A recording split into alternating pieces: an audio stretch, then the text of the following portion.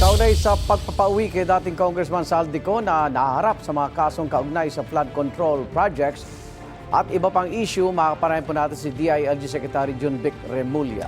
Secretary Remulla, magandang umaga po. Magandang umaga, Igan. Magandang umaga sa lahat.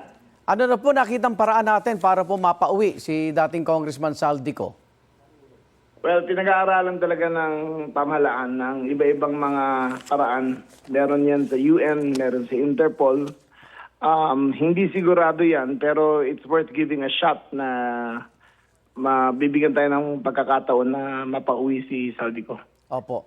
Kung walang extradition treaty sa Portugal, hindi ba pwedeng pa-deport na lang ng bansang ng Portugal kung makikipag-ugnayan tayo sa kanilang pamahalaan?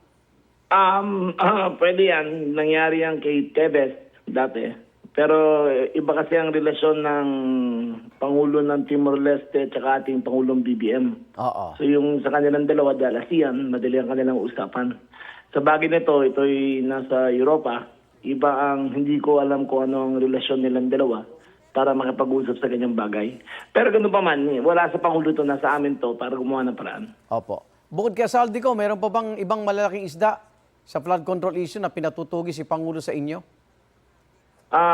Siyempre, lahat yan. Wala naman sacred cows dito eh. Lahat talaga. Kung kamag-anak man, kung malakas man, kung kakampi man, kung kalaban man, lahat yan kasama sa pagtutugis. So may balita na kayo kung uuwi na si dating Public Works Secretary Bonoan? Wala pa. Wala Hindi pa rin. pa kami nag-uusap at wala kaming communication. Okay. Kaugnay ng issue ng kickback dito sa mga fire extinguisher. Ano na po latest matapos yung sibakin yung dalawa yatang opisyal ng BFP?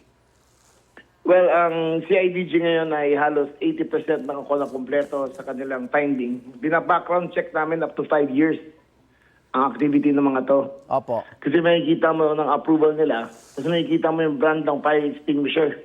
Iisa lang. So, it starts with Quezon City, buong Metro Manila, ibubuo namin, tapos buong Pilipinas pagkatapos doon.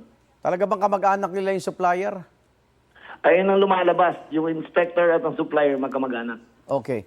Ngayon ba sa kabila ng wala pa yung warrant of arrest ng International Criminal Court, may impormasyon kayo o nakatuto kayo kung nasaan si Senador Bato de la Rosa, Secretary?